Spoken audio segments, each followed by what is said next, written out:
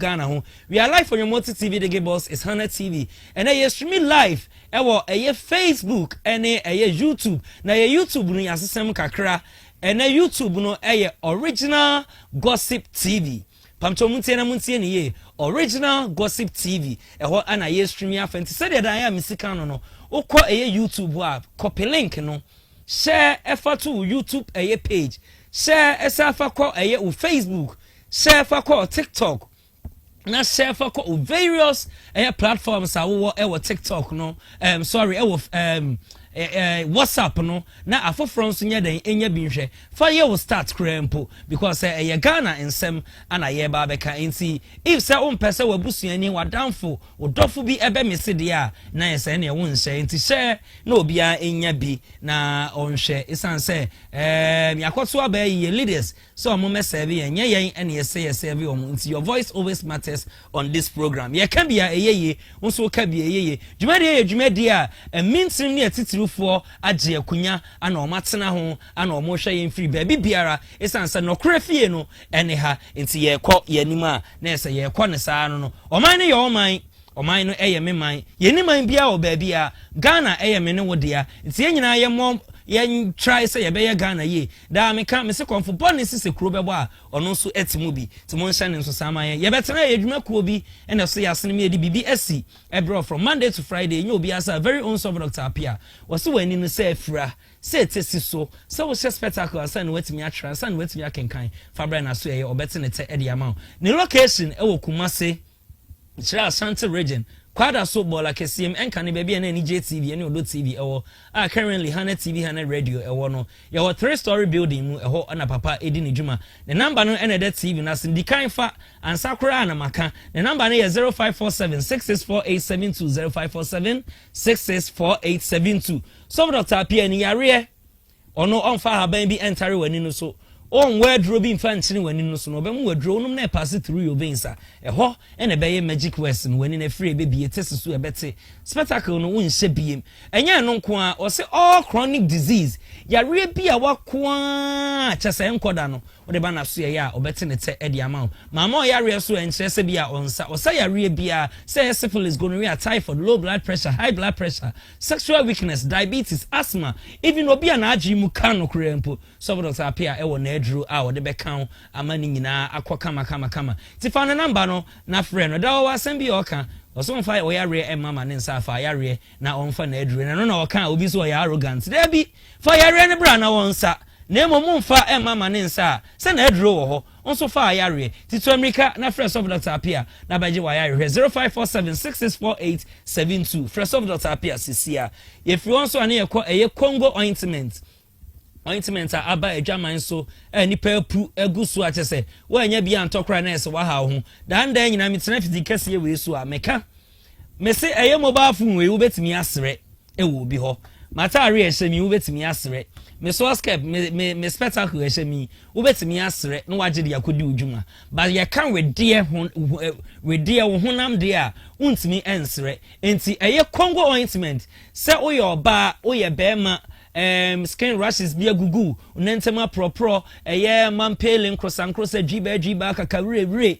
heat rashes and also wako use pomade bi ama skin na some style bia Congo ointment and American for edi ama ma we de no entoso na unso sha atare a obi ehye no unso shebi na fa kodi udwuma esena efata Congo ointment aba adwaman so acha say ukọ herbal shop and pharmacy bia ubenya bi ato nti kọ na kope Congo ointment na to na ma we de no eni nye fefefe if Congo ointment dia we ye adwuma bre we ye galam say ni Israel galam say yes we ye trader me say wo digja ye ma menum a wo wodwom fitafo drivers taxi drivers truck drivers any tese obi bia wo ye adwumaden wo bafie wa poso o joint ni nyina ya wo ya usisi upechi o spinal cord wo nan kokom tese whether we kra asa aba no wo manya rheumatism nyina no me kanfo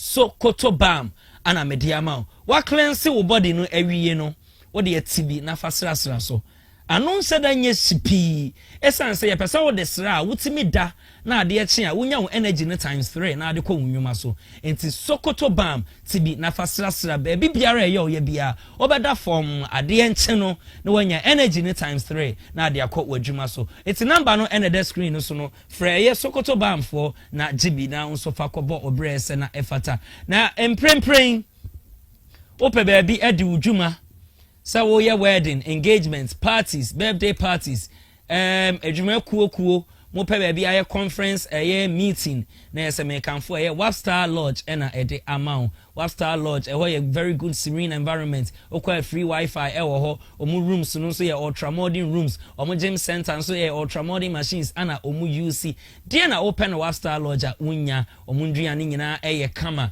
gym center ade betenetene wa pom swimming pool ho a obedem na yesa wa swim kama ama niema akoso ede amount na yesa me kanfo ye Wapstar Lodge na ede amount ko ho na kodi udwuma na omo hospitality no duchem eti say nwuma kuyi ene so yasene me yedi BBS ye bro from Monday to Friday you are not left out so betimi abebe so yasene na yabo wade ton de rama na I tell you say yabo wade ton de roma wa obi beka say bia na ye duro ene wakwa akwaje na duro no eni ba bia say eye efie ha eye hana TV efie ha ana eduro no ewo timonhye ne nso saa ema mepa eye na yenkwa yanim said da ya na yesiye no and me come say maybe you've heard you've seen but I don't have better understanding of it and now say ebi wo ho nso a you have ideas knowledge thoughts about the stories no wetin do wadren share na for 0592136677 we are dealing with WhatsApp and then SMS what the wadren share na efa ho a making kan ni nyina e de amount eni de kwan so no so kwa maybe ahomatrofo no na nso afre na wa kire wadren ti gibre na ye nyina ye ndwen Ghana ho ye nyina ye mbobo Ghana ho nti ma me going through stories no na ye mfa ni nyina engudwa ansa na ya going no ya going one after the other na ya bobo mu ne ya biebiem na nso anya mu hunu mu emu nkyeremu enim emu ente ase nti yankoso na ya kwaya ni mu dia. What this one says, ECOWAS court exposes and disgrace Tokunu, and then Kelvin Taylor reveals shocking reasons. Ye de nyina ebebrem ye nyina enim se eye former chief of staff eye Maami Tokunu ye twene sensan kakra esan dwumadie bia na yesusu se eye se odima Ghana a wanye nti ye twene san se ontena nchen kakra na maame no de Ghana nyina ekokot meka Ghana nyina enye omampani mahama enye NDC amanyokuo enye NPP amanyokuo ode Ghana nkasa ekokot na ode Ghana kokot maame no according to ono no ene NPP aban no omo se court no and bua asem ni ye amfama no nti wo fa asem no e de ko ECOWAS court say Ghana egu nanim ase e demand huge amounts o say Ghana egu nanim ase on farmer no meaning say ye nyina ye ka ho na asem no ekoduru ECOWAS court no ECOWAS e di asem no no mu di asem no mo say ma me ne nsem na ode baaye no sebi emfa kwam no kura bia enim nti omabua asem no egu ma me no so no ana Kelvin Taylor I reacted on it. A really shocking secret be Eddie Atudra, Yabebo Erem, the Sansem no Eddie Abremo. Yakoyanim the school feeding program. Or see we are sanctioning caterers who cook poor quality food for people. Gender minister and I didn't say we about it. There's a school feeding program, no. Gender minister may have say under His Excellency John Dramani Mahama na memuno. Enuane caterers no enwama ye mofra no mu school mu no. Enya poison and omode ema enkra no ye bebo e the area sa story no na this one says gold board spent $16 billion on gold purchases finance ministry reveals we answer was it gold board overhauls Ghana's pricing system effective July 1st 2026 and ye bebo e the area ewo eho sami jamfi aba be kasa nti ye de nyina mu ensem ebebremu na me komanim dia Accra's sanitation crisis. Also, overflowing waste at Keneshi Market raises health concerns. Also, uncollected waste,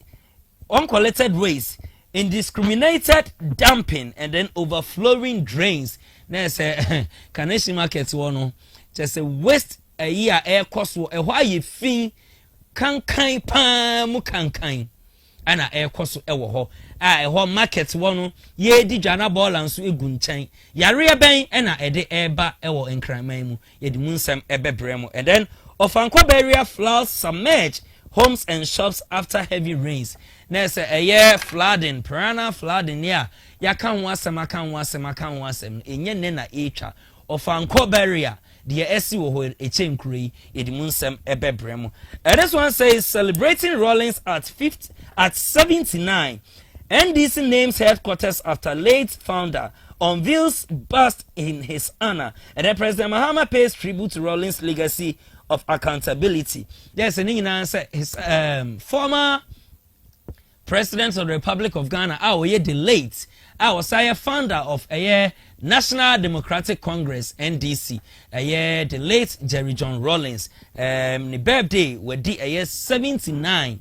Na eno ana ye NDC amanyoku no omo celebrating no asa ona no esa de NDC headquarters omo rename no aye JJ Rawlings House of NDC na His Excellency John Dramani Mahama pay tribute say dun ketia ekasa enra mebe bo chachuchi kata enso ede ewa ha ede kire mu na ene yes, to adwumadi no so it's munsan nso sama ye bebo edi erem and this one says hike in utility tariffs Honorable Collins Adomako Mensa, who is a deputy ranking member energy committee our parliament or the Nsembi Ababetuja will say minority describes new adjustments as betrayal of trust of Ghanaians.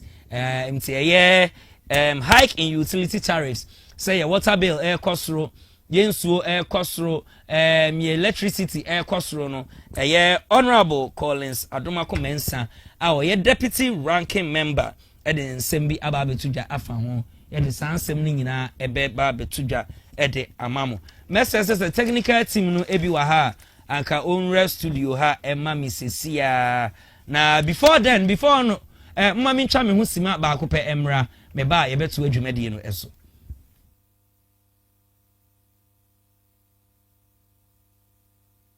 Okay, but before then, no, mama unso mudiam emame.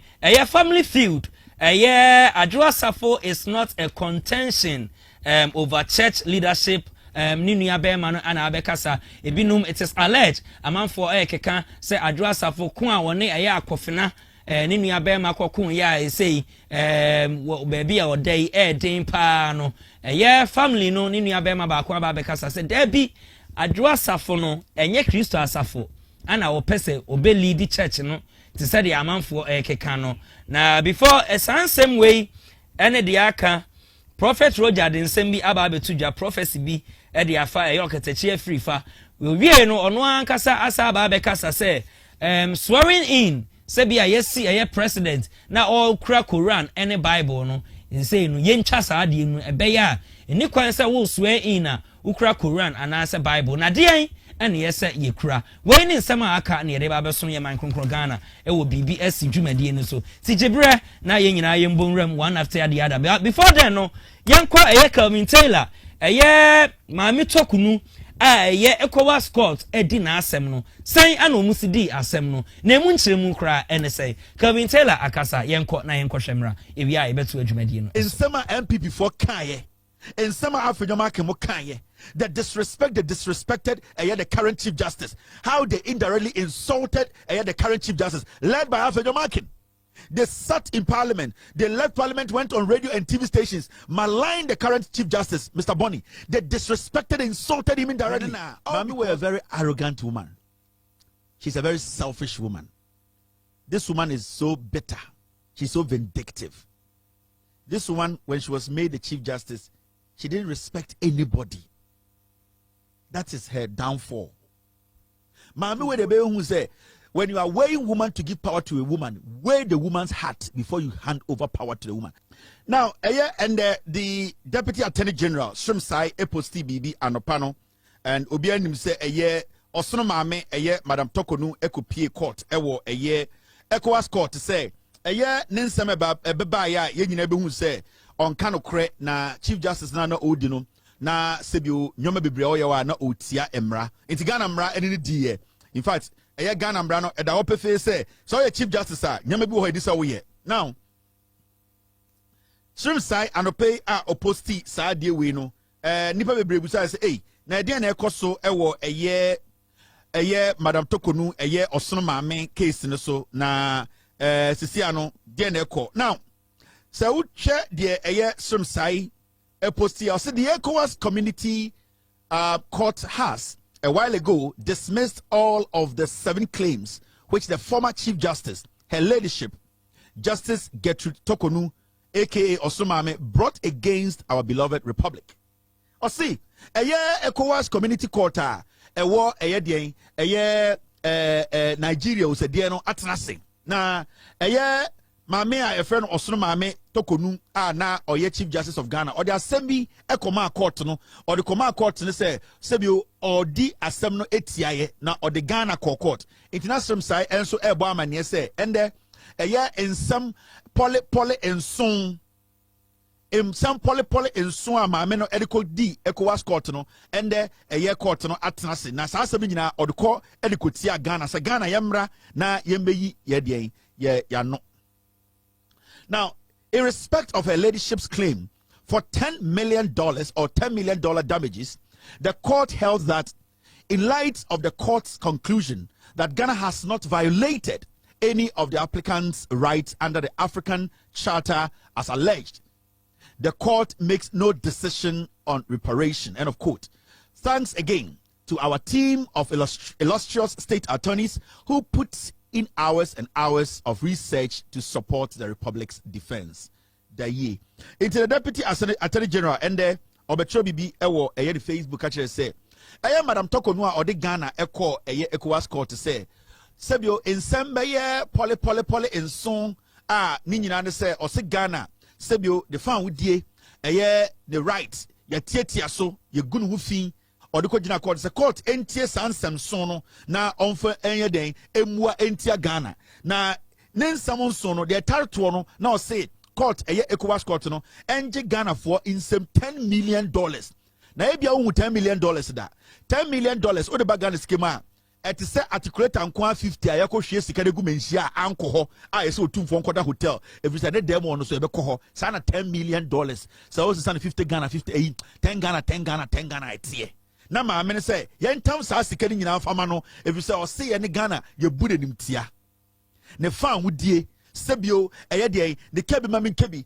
ne fapem a ode bɔ no ho ban no o say ye ne Ghana ekuro no ye nyina ya ka bom etietia de fa wudie so na nde kopie court no say Osono Maame Madam Tokonu asema ode abesi ECOWAS court for nsaso no omo say omo hwehwe nsem no doso mu etototo maame na no ehwe nsem no edi egige adanse nyina ende ni nyina nkosie no omo say Madam Tokonu nsem oka no sebi onyansenim na omfa no tufi nko eno na ECOWAS court no ende omo ye den omo eka ye nti asem ni nyina ba ewiye na ni nyina kire say Madam Tokonu asem ode kodan ECOWAS court na all can some ato Ghana so say yanji Ghana for sika $10 million man no court say oboa na ade bia esi wo Ghana no court na friend ECOWAS court say omugitum now mama ka bibi nchiro na Madam Tokonu Chief Justice Ghana mra enini diye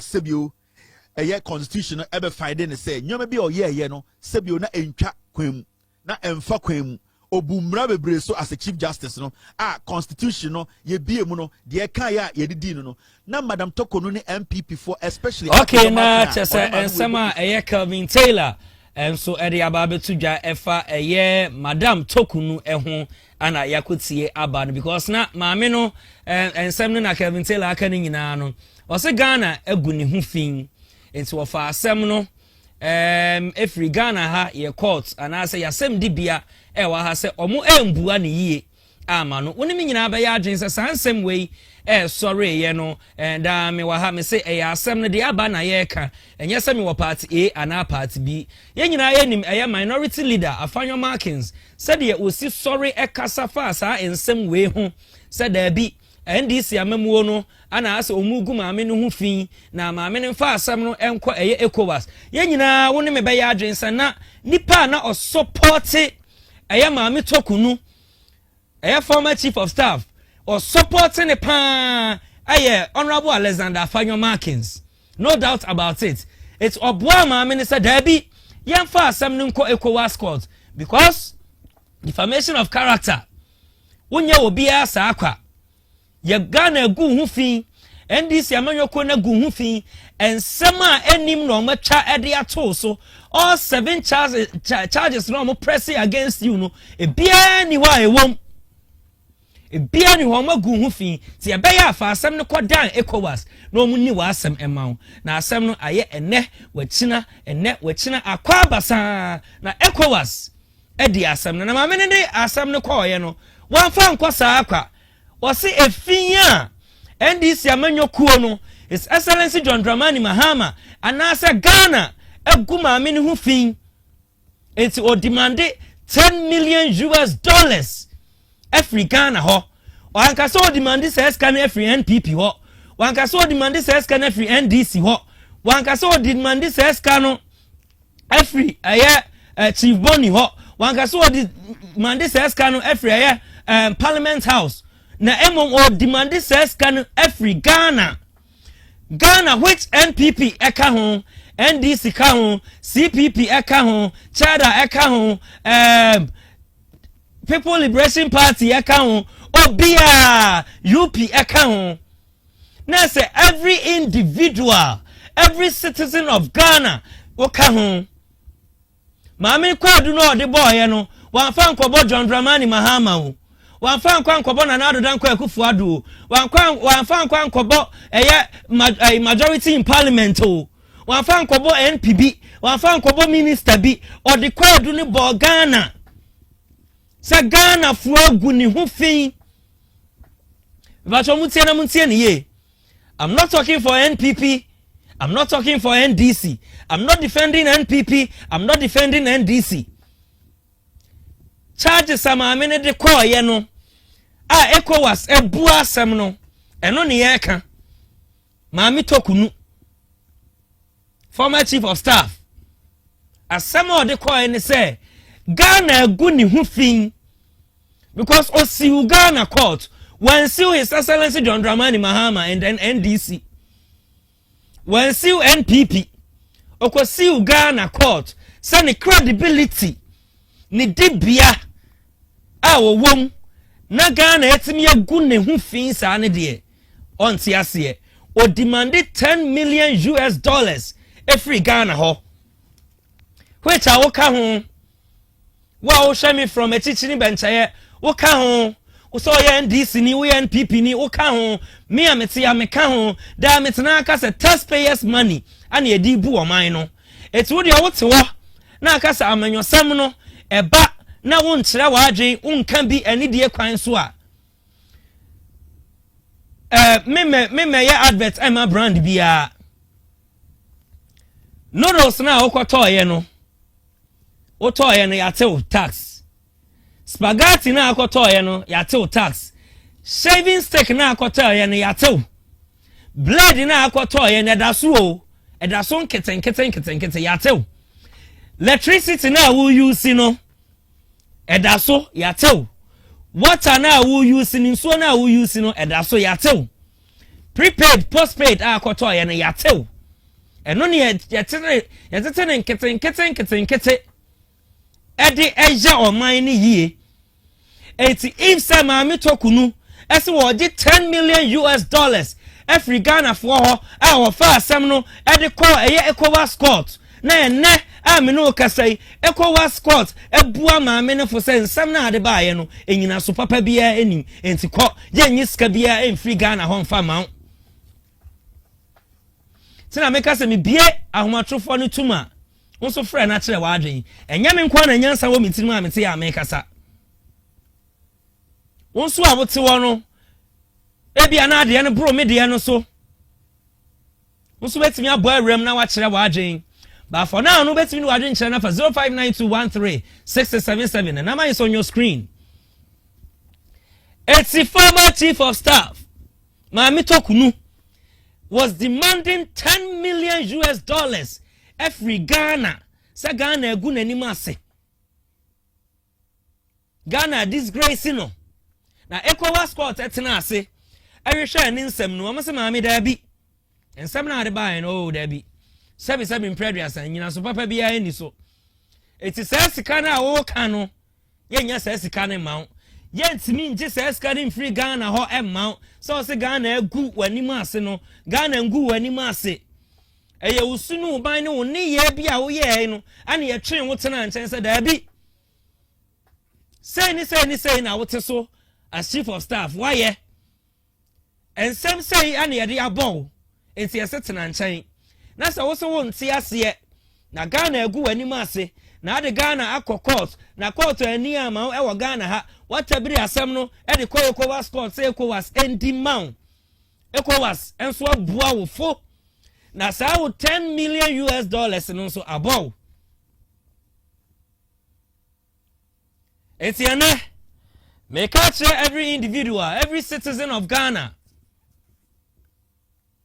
Some amino, a seminar or the call, no, ECOWAS courts, a buane fo. Tis $10 million na o demand no. Yamfa amano. Tinese a jebo, a jano enya berry. Said that I'm a me casa, says a some more court, na court a dear sema. Yentina fidi kese we so and can just anyhow but the court ni bua asem ni wie eho ane ye bebo awram ni enso ya pensem mu ehun say ana na asem ni tie na this was under the asem secret we na ewo ho ti afi yenso ye betimi ayi apie it's $10 million former chief of staff Maami Tokunu na ohwehwe no Nensa anka asem no so ECOWAS edi awie na yebua no fo. Now school feeding program under former president Nana Addo Dankwa Akufo-Addo ede baaye any free SHS akoso kama yenuanom NDC no more opposition they throw a lot of shades ewo school feeding ene free education woni me buy adwin me say ha me can be my NPP me can be my NDC the assembly said the ST abasa na e beka no. Let me start from free SHS, something which is free. So go school na untua fees untua bibia obekwa awie Yenyaye nuanum NDC fo ni be time abra no more opposition. They stood on their feet. Say free education is not even free. Cause how come say we see here free? And so teacher ni bit me ba. Or say oh part time si kabra. My print pamphlet be one try me man Max be say need enti enye free. Yenim de yenuanum NDC for no more opposition. Omo ka fa free SHS. Ene school feeding program ehho. Ema yenya yenuanum NDC for bi no omo ba bonten. Ebeka say nuane no kra mpo yenuane papa. Yankwa ne yankwa nuane a school feeding no mudi. Say ama akra ne banku a enkwan ne yensuo. Enam bia enam eda so kra ye bia amane. Say gare and beans ne kakra bi gare ne bebre na akra na ere ne wie saa. Yama akra na duane a unko na kosua ba ketekete eneda so. I'm not here to tarnish any political party. Edi debi. Ba ye nyina ye no wa ha. Way back your sister station na ye odo TV no. Ye sa stories ni nyina e wa ha. Ene ebi abeka se hana TV ba da ben. Old energy TV. And a transform by ye odo TV. And they say as aba be wo hana TV. It's near yes our stories in da. nti mo obi antena ba bi nka se asam na America no minim the America. I know exactly what I'm saying, and I can prove to you the videos at time aye nuanom NDC for opposition and some of them kafa free SHS any school feeding program se nuane ne nye enkura ni dia no mo yare nene gender minister edin sembi ababeto a school feeding program no ho or see we are sanctioning caterers who cook poor quality food for peoples. Ayamina me kan yo gender minister ana akwa probo and wako hu nuane some of our caterers mo Ghana ha o mo noa in the name of school feeding program edema yenkura no ye mano se wo munni yanko ne tie ma menemra ewi a yebeto aso. Indeed, on several occasions, we've come across below standard or expected meals prepared for the students. On some of these occasions, we've had to turn the caterer away with a meal for the appropriate meal to be prepared. And upon 1-2 cautions, we also have them to revoke their contract if they are not able to operate within the policy framework and then the standard operating procedures. How many of such, I will have to come back with the collated number, but I can cite as a typical example of the one that just occurred in the Eastern region. And so I can say that consistently, if you go around to check, and we've had honorable members of this house, and for the first time, we've been sending members of the committee to go out there and monitor themselves. And so it is not something that we intend to cover any caterer or any school that will fault. As part of the measures, I'm sure it's in one other question, as part of the measures, what we are doing is to make sure that the meals are prepared right before the teachers, they see the ingredients and make sure that they comply with all the SOPs. And so we are taking steps to get to the desired situation.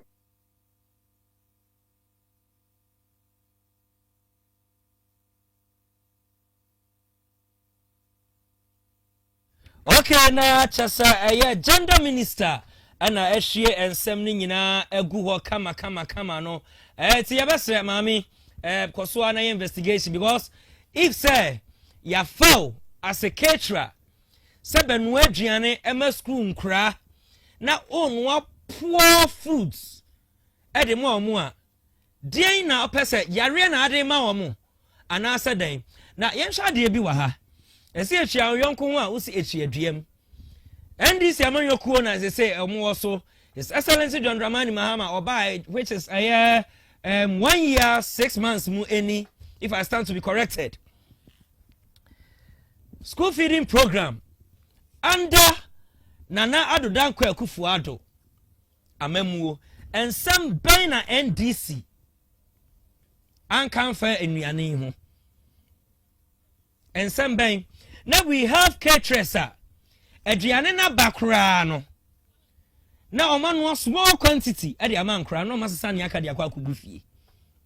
Recently an mbebo video. Na caterers ni so ye demonstration. Say for the past 5 to 6 years any they've not been paid. And then another Danko Akufo-Addo na memuo. Ebe says Excellency John Dramani Mahama memuo. Oman won nuane ne saa bobosi ade ano a yet ebinum ho a ne yetua kakra. Ebi won so a nipa kakra bi ne ama omu full payment. Bi won so nipa kakra bi ne ama omu half payment. Ebi won so kra ye ntua kra. So omu tisi abonten na omu ye demonstration. It's from Nana Danko Akufo-Addo time. Ebe say Excellency John Dramani Mahama time. These caterers, samunchia omoka, do you expect them to cook better food for our children? No. It's someone ya bibi anfa ho a. and your poison on the man crano because nipa na what one hour no aduane e de man crana mo wadi no or the amemnim fi yeah adwuma na say yentua ne car how do you expect him or her say one aduane pa man crano and you obedua nuane fon na nuane na aba no say your government na dey about say your man na atode aba na o ma record because that's a boy dan record say what the on beje o musika afra ban ho it's on be record but o de nuane pa no be kofie na o de fon na no ama ye ma no na o ma di na o ma yare cause ono ne ba no on di bi esan say bible kra say yemfa yefrupan ensan aben yemfa yefrupan ensan aben it is excellency John Dramani Mahama say wo se sacratress na omo no poor foods edema ye ma no omo ba yare awuwu ne dia na omo ade omo ba no utia omo ka because untimi nsesa omo enkofa nipa wo from ma abra nipa na yesa utia ne ka na de obaye adwuma na awokọ no a wo se wo sesa no na katua wa amfa ama no obesa retaliate. It is a school feeding mo ya mo hwe na mo nya ne ye esansa NPP wo so no NDC cassette yai sa enuane fon ana omo noa edema ye ma no say Senator John Dramani Mahama woni NDC nso aba ban mu and here's the case gender minister is saying say enuane fon ana some of our caterers and woman kra no e was school feeding. So what are you doing? His Excellency John Dramani Mahama under NPP mu ye bi mu kan bi they say musuma ba say menuane na ebe man kra na yare no ebe mo mawuwu no ebe serve as poison no. His Excellency John Dramani Mahama and then the NDC government, please do something about it. Say agenda minister Eddie Abano. Now how I know is always at last. Mama ne nyanka say agenda minister beka ye no mihu yanka and so na kechi. Now how I know is always at last. And mihu yanka so any who near draw and no near draw. It is Excellency John Dramani Mahama. With all due respect, Sir Gender Minister Kanweya Omanpeni and Krano, they are our future leaders. And Mayan Konwan and Bonnie Mawamu, Emomu Mayare, Emomu Mewu, Sir Gender Minister, I step it out with boldness. Our parliament, about the same way, dear, Mesre. Also, your listening government, also your father of all. Mesre, Omanpeni, do something about it. Let you being a listening government, you know, let it manifest. You being a father for all, no, let it manifest. Gender Minister, the Abetuja, and Maning Kwetri. Now, Baba Yesemi Huyanka was some of the caterers, and let me quote again, was we are sanctioning caterers who cook poor quality food for peoples. Monsanshi Wamo. Now, make sure so more or more bano. I said no makani 2 times so. Missy and say beer. And on bear demonstration. Say and done another danko at the time. Bano. Bear 5 years, 6 years ni. Yentia or moka. Ebinum kuo kakra bi age full payment, e kuo kakra bi age half payment, e kuo dodo na so enje hye, and then omukọ bobo sia na omo de atonuane na ba be noa e be bo video no ha eti gwanja ni di se konkron. His Excellency John Dramani Mahama, Kwame Mahama, Mr. do something about it. And I'll say it and say it again. Now what I know is always at last. So gender minister in some way about Mesre. So do something about it. Do something about it. Or anybody na nurse do. Or phone to me TV. Bruh, yangu ponsha no nya okese. Mechiao. Na o say Sunday for second vice chairman at Chimwenwe Beja South constituency. Second vice chairman for New Patriotic Party NPP baby a will be our neighbor yankopon shira na onye okese na oma okun na wo kokoden no de butaye si wani so a wo so de baba ye second vice chairman for Achimwenwe Beja constituency no moma ne emrem na minimum akoma minim de utimi yen so ntimechia wo baby biara wo wo so baba besra me na me hwe wanim enso Sir John Achimabroni wo so baby a obi yankopon shira o call for hey Sir John me ba ma me hwe ade Sir John Achimabroni baby a obi yankopon shira onya okese Sir John Sir John Kwame Diodu aka Sir John or call for constituency secretary 2026 hopeful Sir John baby a obi yankopon shira na onya okese muni ho a minsumi eni ho yankwa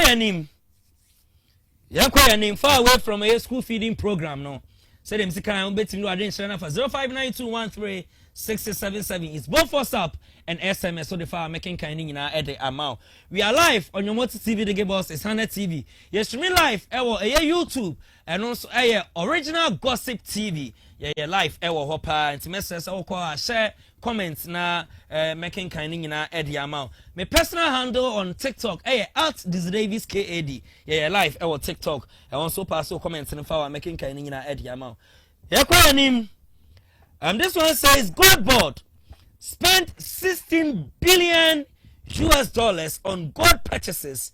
Finance Ministry reveals. No, we are Anna Sami Jemfi, CEO of a gold board, and also the NSMB Ababe Tuja. Yanko na yen hwe sa 2 videos no emra. Here we are. Yebesa to adwuadi no. So please take us away Nyanko Shemra. Mr. Speaker, from January 2025 to May 2026, the gold board purchased a total of 135.843 metric tons of gold, of which 135.221 metric tons were sourced from artisanal and small-scale mining sector. Mr. Speaker, last year, 2025, the gold board cumulatively purchased, aggregated and exported ASM gold totaling 104 metric tons, which generated in excess of $10 billion United States dollars for the country. This singular achievement of the gold board was critical in the appreciation of the Ghana cedi by about 41% against the US dollar in 2025 and in increasing foreign reserves from about $8.98 billion in December 2024 to $13.8 billion by end of December 2025, among others. Mr. Speaker, from January 2025 to May 2026, the gold board expended approximately $16.1 billion on the purchase of gold, of which $9.8 billion was used between January and December 2025. Mr. Speaker, the bigger policy point is that government is deliberately shifting Ghana from a regime where gold wealth was dispersed, underpriced, and smuggled through the gold board. We have a regime where gold is transparently aggregated, assayed, refined, exported, and turned into foreign exchange and reserve. Live gold prices don't help planning as they change every second, and they make trading very uncertain and very difficult for the gold board. To maintain bookings with its counterparties, particularly its off-takers, to prevent trading losses.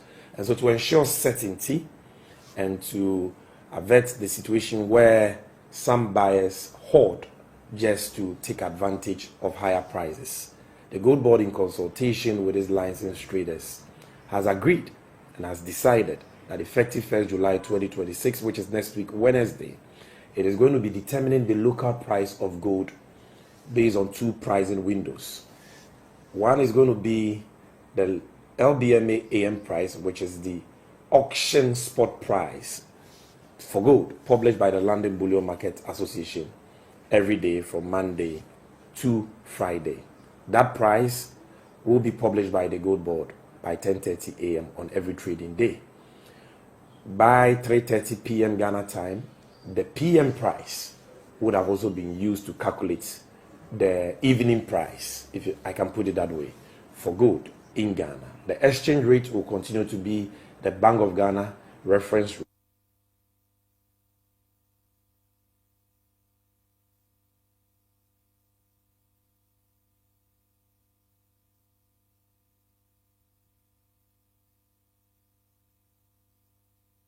Okay, na just finance ministry and chief executive officer gold board honorable Sami Jemfi and yete nenkano said that I am misikano no me say eha yetan asem na yentan nipa yetan asem na yentan nipa na say no say man no ekoso say ya ka ebe ye pa niema ekoso kama say ya ebeye entempa no na muma yehu niema ekoso wa wakache dwumadie bia na government appointee bia no dwumadie bia eye omampani his excellency John Dramani Mahama e de ahya wonsa bia no moye accountability say ya eye ekoso na entempa no ma yehu say ana eko say gold board akache ana Sami Jemfi eden nsem we aba betu dwa no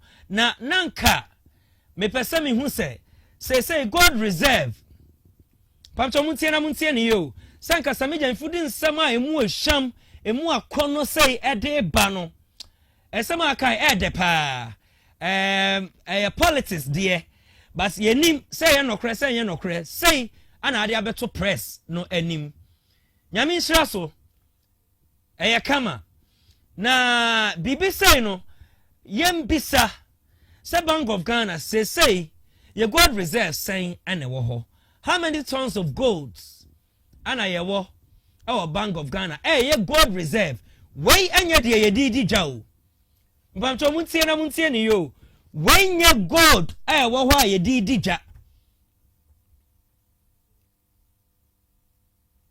because oman penny na do dankwa free so no I think say if I stand to be corrected now tons of gold and here a year gold board sorry our Bank of Ghana I think say 31 or so if I stand to be corrected my bias are sorry no ha HM na I don't know mame en check it ade e wa ha because say gold reserve say Ghana ye ni gold ba akokra eda ho na de eda ho dada no eno ne di dwade a na I think say gold board still na honorable Sami Jemfi have a long way to go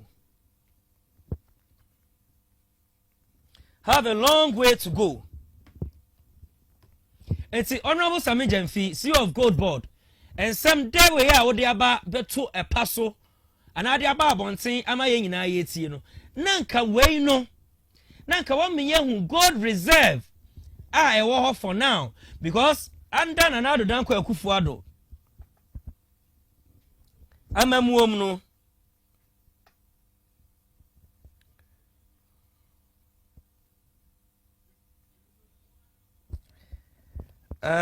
under nanado danko akufuado amamuom no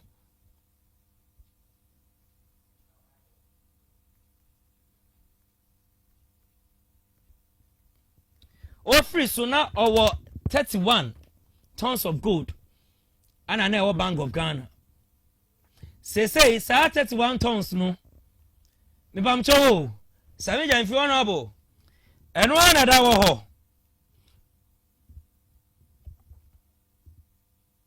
oh okay NPP amamuomu no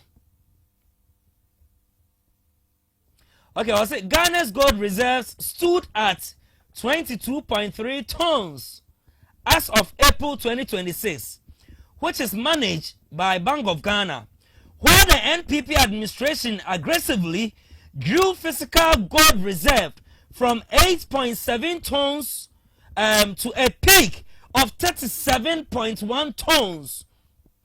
Because I say 31, no cry, na meti. 37.1 tons. The current NDC government utilized a portfolio rebalancing strategy that they shifted some asserted assets into the other foreign holdings. It's in America, the Honorable Sammy Jemfi. Okay, also NPP left Central Bank with roughly 30.5 to 37.1 tons of physical gold. Fine, on my penny, that nanado dan kweku fuadu a free so no 37.1 tons of gold and an Bank of Ghana. Now, yenhwe current government NDC's Excellency John Dramani Mahama. Nanka Sammy Jemfi din sama emu eham we no ebetu yanim no wa miahu tons of gold. As they say ewo ho siyete eya omampani dada nanado dan kweku fuadu ne de 37.1 tons of gold a wo ja no wo eye gold reserve our Bank of Ghana na say gold board aside 37.1 no sign as Sammy Jemfi eda ho na mobile dodo sign na musade aka ho na ka de total no atato na Ghana ni bia tinuma ye ne fine ampa you being chief executive officer for gold board no Sammy Jemfi ya boy en sama saying wetimi aye but the mu ehwam ya ade beto hoi yenim reserve gold reserve wo hoi de na emu ye rem kakra intimesre what's the 31st sorry what's the 1st July ana pricing system no e be take effect buying and selling honing ina no intimesre 1st July Honorable Sammy Jemfi na wasaba na ye gold reserve tons na e wo ho no na ni die kwan so wa ma ye hu na aboa yen yen kwa ye ni muso betim do adwen kyerɛ na fa 0592 136677 na yen kwa ye nim e wa ha yen kwa ye nim mesre se o de fa ahwatrofo no eto so e ma me 0544466694 0544466694 na ma chefo ni metiefo ensumongurem na omo so nkyere o madwen ewo yeah these 3 stories na yedi kan aboboso no abra yegusu a yekoyanim na yekoyanim. This one says Accra sanitation crisis, overflowing waste at Carnation Market raises health concerns. Or say uncollected waste, indiscriminating dumping, and then overflowing drains. That's Accra hono. Accra hono Accra ne capital town, capital city of the Republic of Ghana no. Carnation Market efi mene no. Na yankɔ video nimra. Ye share video no ewia me wonsem kanya kakra a meka ade afa video no. So please take us away. Na yankɔ video nimra ewia ye beto aso. Yeah. That's your more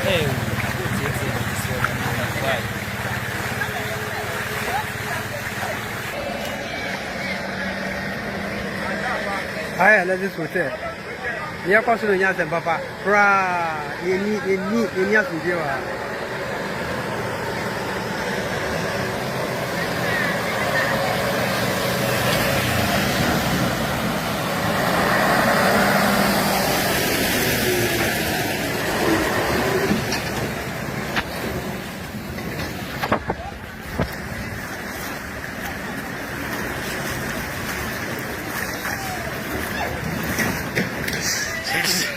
And the higher my tuntum baby.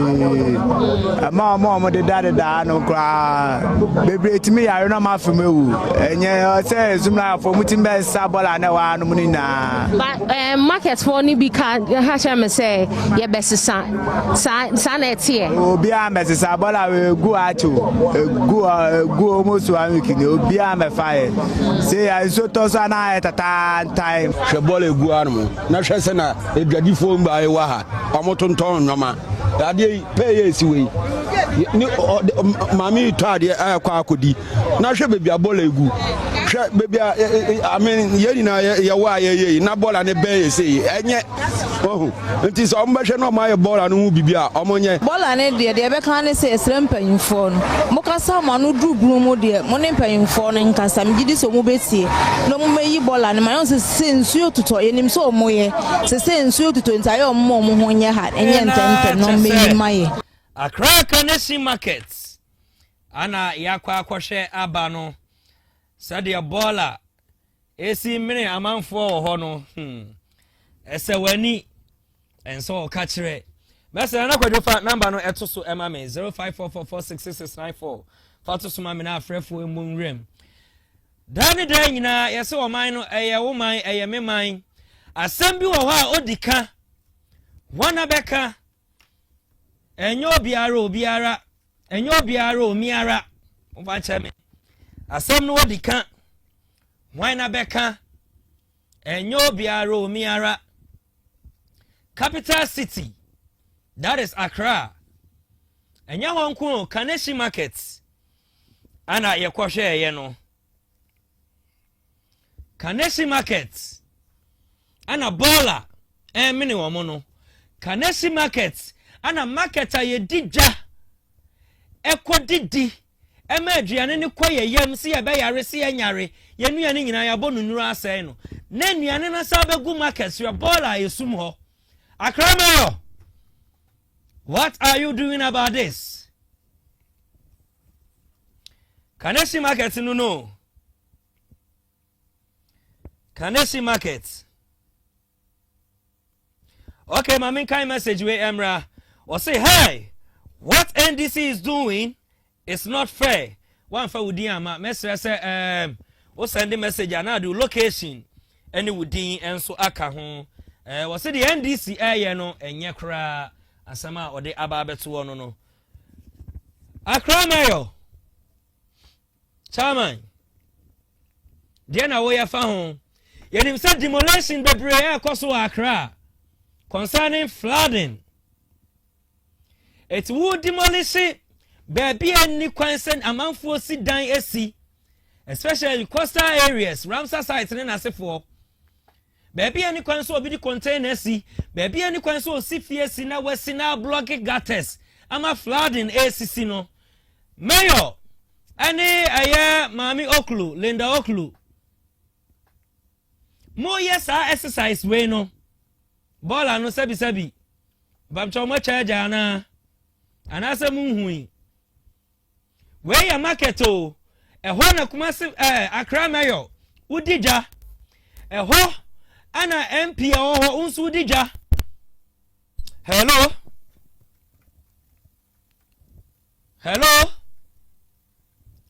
okay wetimi abo rem na wachre wadrin 0544466694 ma menhwe message we okay what this one says good evening please my name is Evans from Upper East.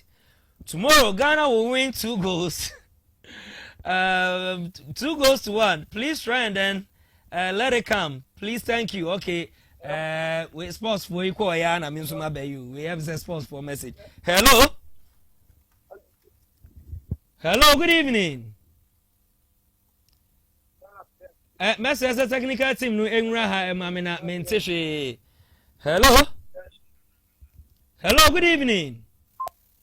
Oh, okay. When to me now. So mesre say ofra na wakasa den ama me kakra na watching ho every TV set no na makasa through the mobile phone. Etima no gusu ameka no. Me say asem bi wo ho a odika. Jane yebeka. Hwe yete ya na ye movies. Wo share eye adventure movies ni bi. Wotimu say Chrono ewo coastal area wo nsuo da ho ensuo ne da ho otimi dija ewo nsuo no so Chrono capital town ana ne capital city no emmen ensuo na no before say mo beko entokwa besi oni kuro bi benya na omo ko no before say wonu omo capital city no na around village anaso omu coastal areas wo no o ma surround wo kra akontokwa no so ombedi nkunim anaso omu ni nkunim ombe kontokwa no kra ansa na ntokwa no adru omu capital city. And here's the case Ghana, your capital city ebe coastal area ebe mpuano mi twamo yesu di nyame mfasa ama na saade minim se ensin so da senka Ghana ne oman bi benya fontokwa na oman kro no also hano yeah we fight on land your colonial masters British enti omo kire say dey see fight on land and then on sea aircraft dey enka ho mesremo enka ho Ghana bia ye soldier for etimi ko on land and then on sea.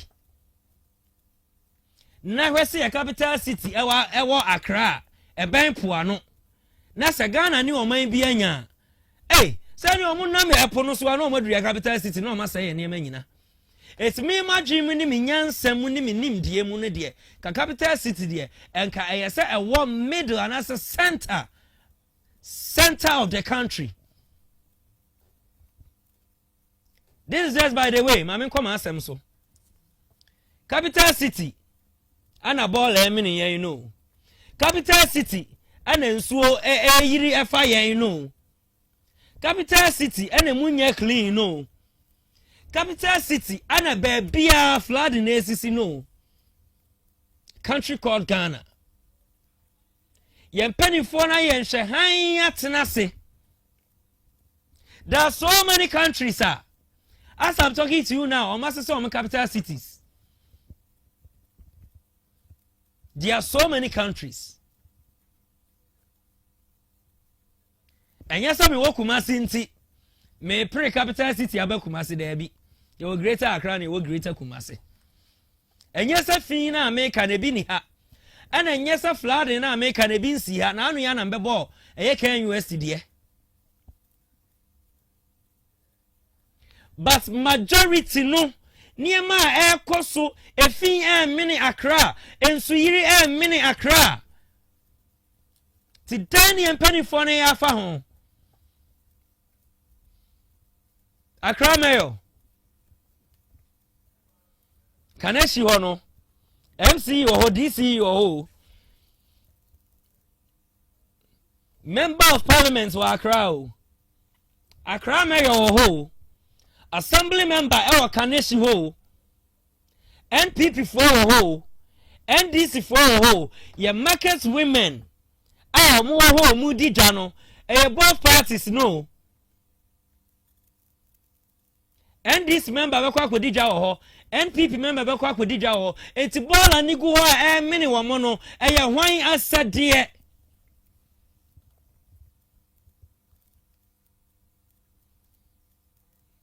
why asade 0544466694 bet me aboy rem no akere wa adwen why asade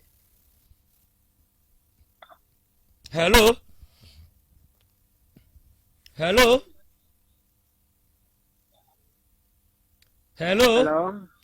good evening my way yeah ejo me ba cho di ni ba bia free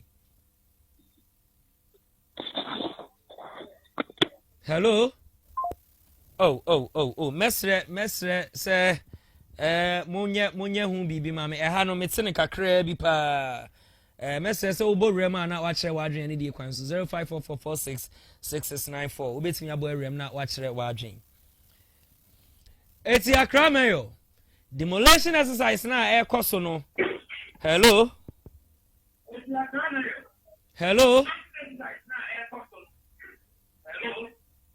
Hello, good evening.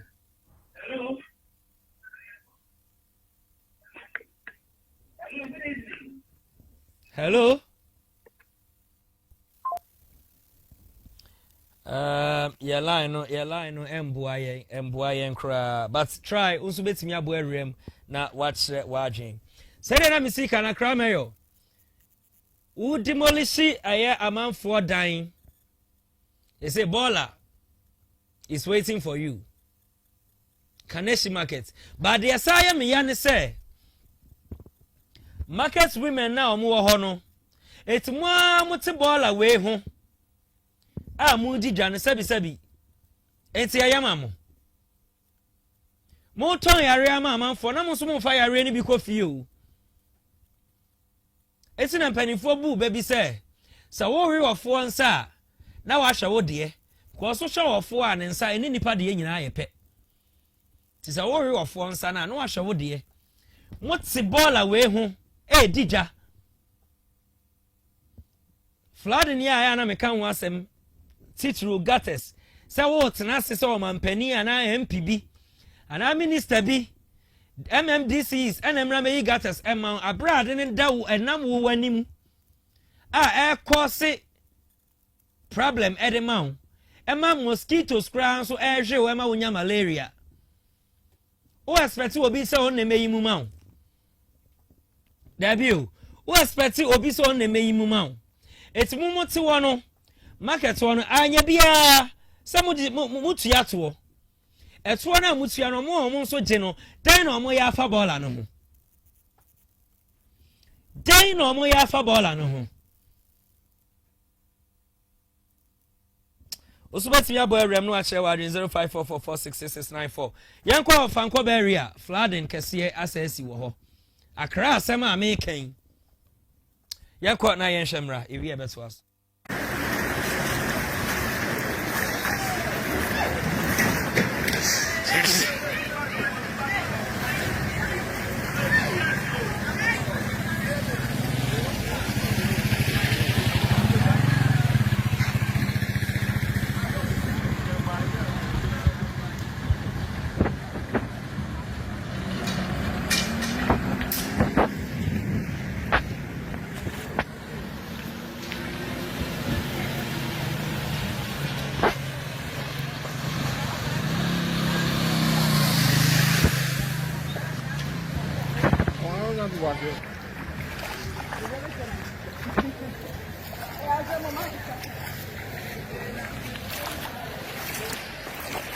Near Cosinamu, yes, for 10.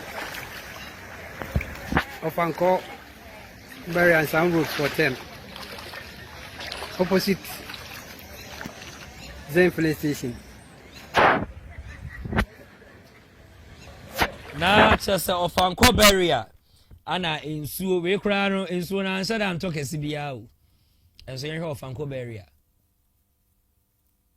so flooding asem ne yatena ha kan eye hwan asede eye me anasa eye wo anasa wo mampani isasalensi John Dramani Mahama wa Canada also flooding happening in Ghana is not an engineering problem but rather the indiscipline among we as Ghanaians. Da meka flooding hon sem kra de I am in person meka mpo. Flooding hon sem I am in person meka. Esan say yegusu aye ka no still de nipa ya na oye. De nipa ya na oye.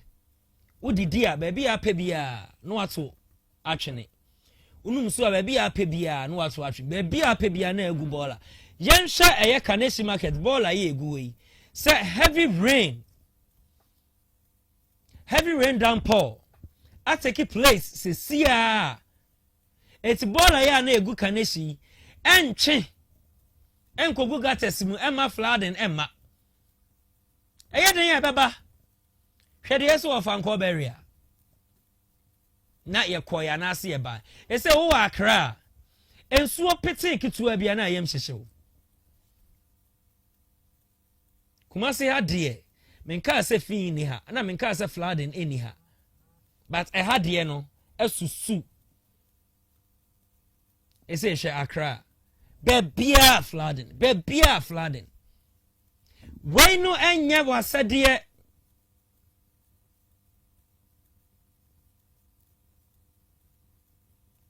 de ya wasade ya sa wo ye ne se you got asimu baby ya sa wo to ball agunu tugu di wo huni di wo fie ni eno na ya wasade ye enka so man panini na me you got asimu ma enkasa wo MP wo minister bi ene me you gates mu ma. If say we continue with this attitude, with this character of us, and in so na fe na ebe talk ese yira fa yen yo. Say yan kasa yan asete ye ho. Yan asese ye ho. Na suban bi e wo ye mu. Yen jai, yan to angu. Ni aka ye say yen di ye ho ni. Yen yi ya gates mu. Baby any kwansi yesi dan si. Yen jai say ohino say hwan ya ton asase no e de amaye ne anim say won suo ho e wo gata ho ye blocking suo. Say ya yen jai a. Say ya na beko. Hello.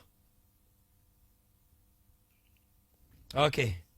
Osu betimi abo rem no a share wadin 0544466694.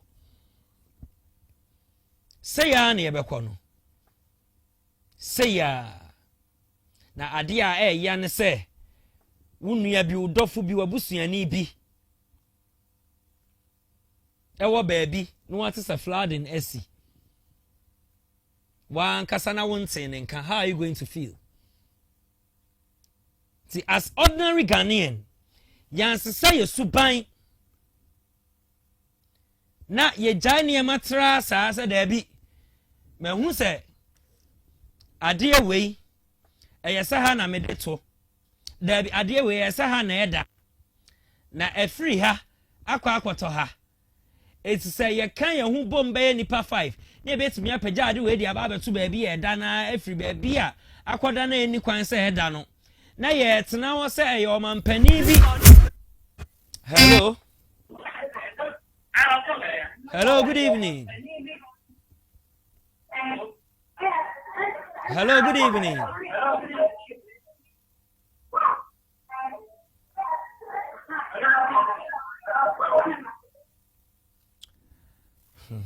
Hello. Mesre se ofra utie wo ho a wuntimi ne yenkasa. Mesre ofra na wa mute the volume of your TV sets. And asa obetwe wo ho afri ho na ne makasa through the mobile phone. Utie wo ho de a wuntimi ne yenkasa. Nti mesre se mun hye ne so sa emaye. Na asama manugu so amekan. Ayasa mo organize mo ho ye nipa be 5 bi na mo pagya ade ne de beto ba bi eda no. Na as a citizen of Ghana, was it there be ade we chenchena me chen ama omampani aba be ye dia. I tell you, omampani no otin comfort zone no. O MC yana o DC yana o MP yana o minister no wo ho no. Otin comfortable zone. What is it nso ayiri? Ama akwafa ye MP bi anase minister bi fie.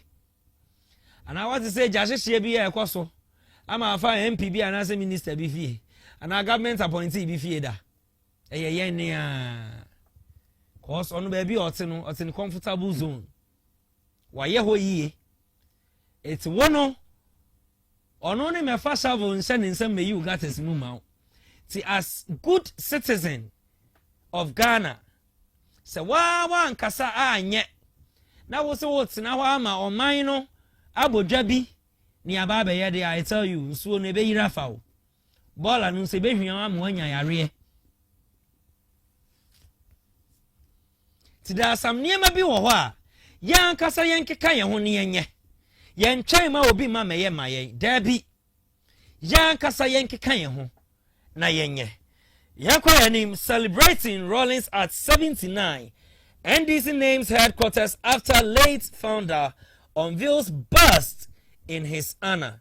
Na yenko she emra abrana NDC anemi omo headquarters as JJ Rollins House of NDC. Concerning Rollins ni birthday do wawu kodie na omu wie no Esiedu Nketia Johnson, Esiedu Nketia Wakasa. Now His Excellency John Dramani Mahama, also Wakasa, was the President Mahama pays tribute to Rollins' legacy of accountability. Young Kwane here said 2 videos.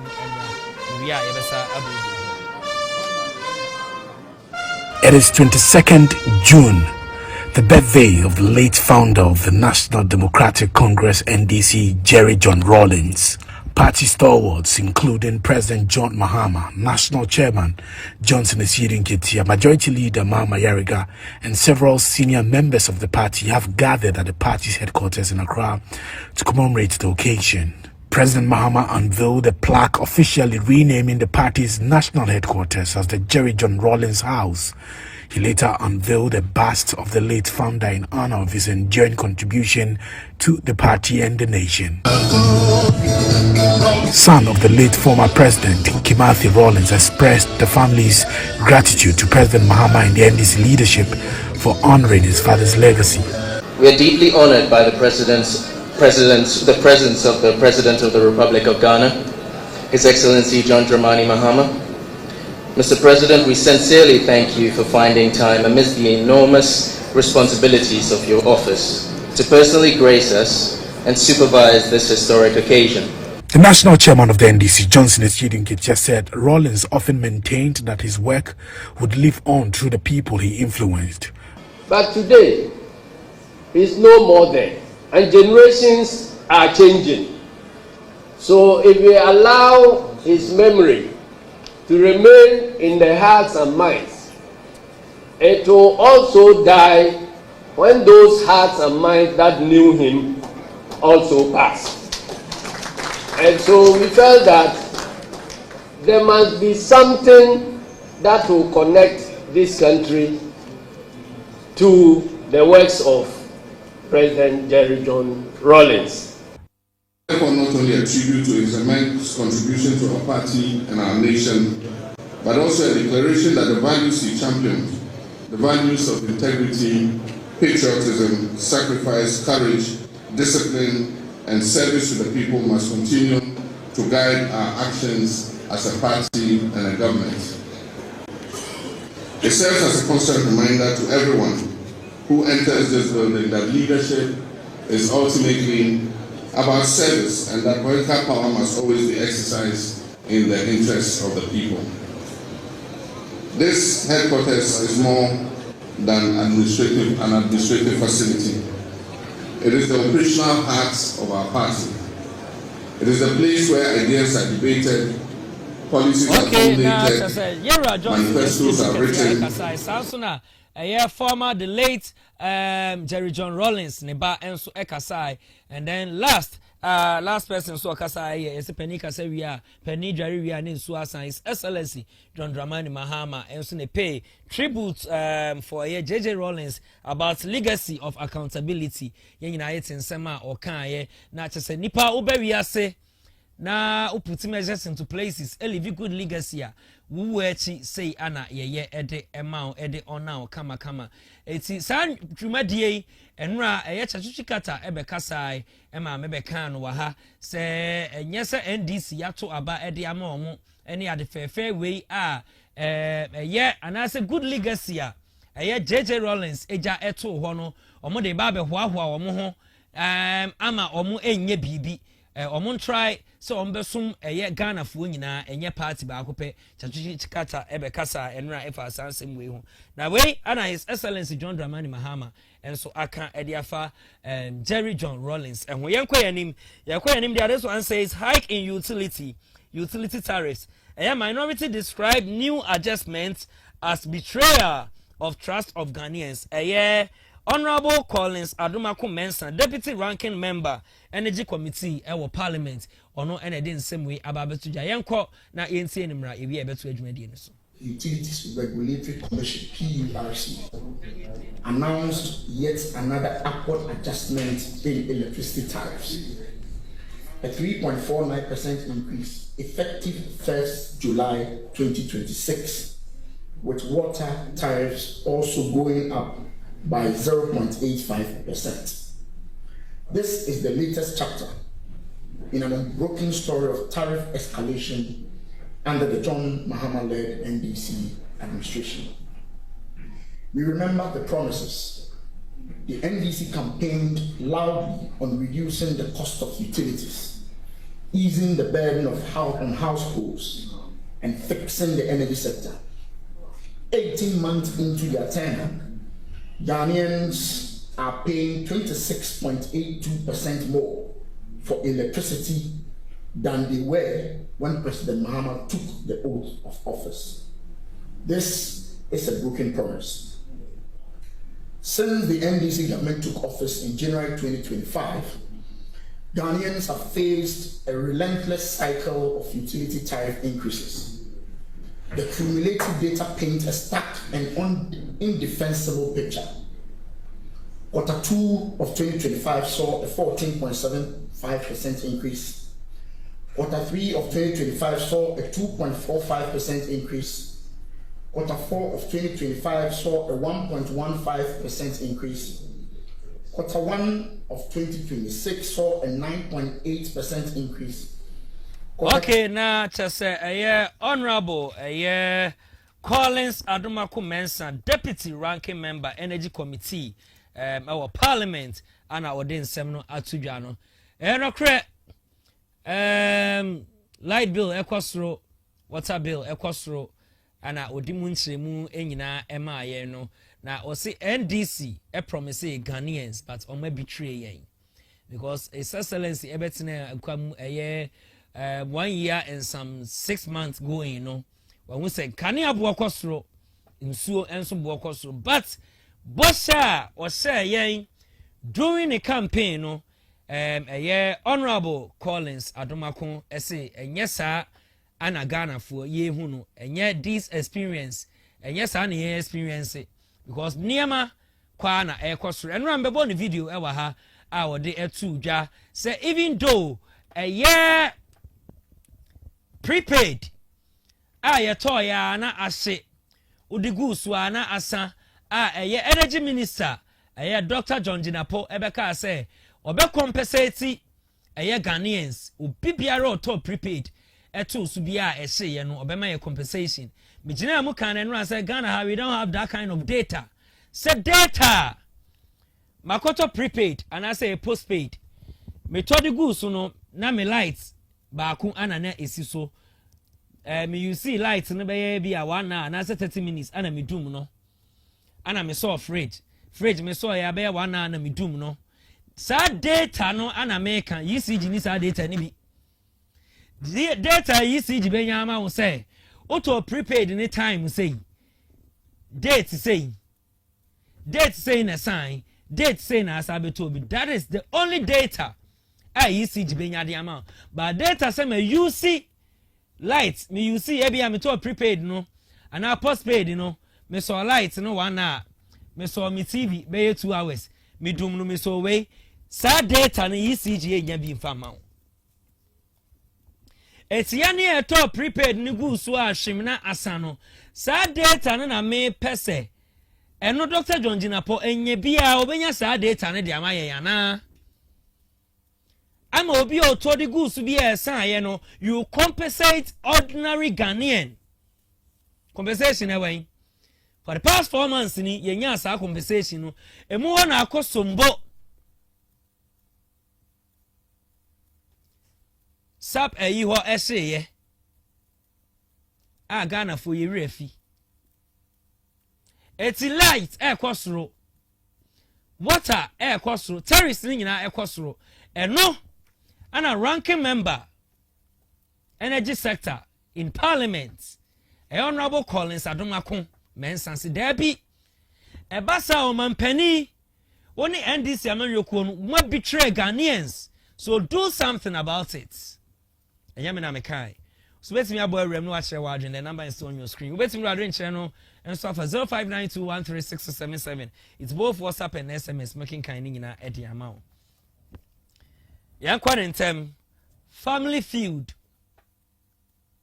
e chen ya me ya adoma communicators ne beba am ya boy rasa ansensem we nu family feud or say Adwoa Safo is not in contention over church leadership ninu abema no ana abekasa because it is alleged say Christian Safo members no ebinum keka say Adwoa Safo pese obe lead asori no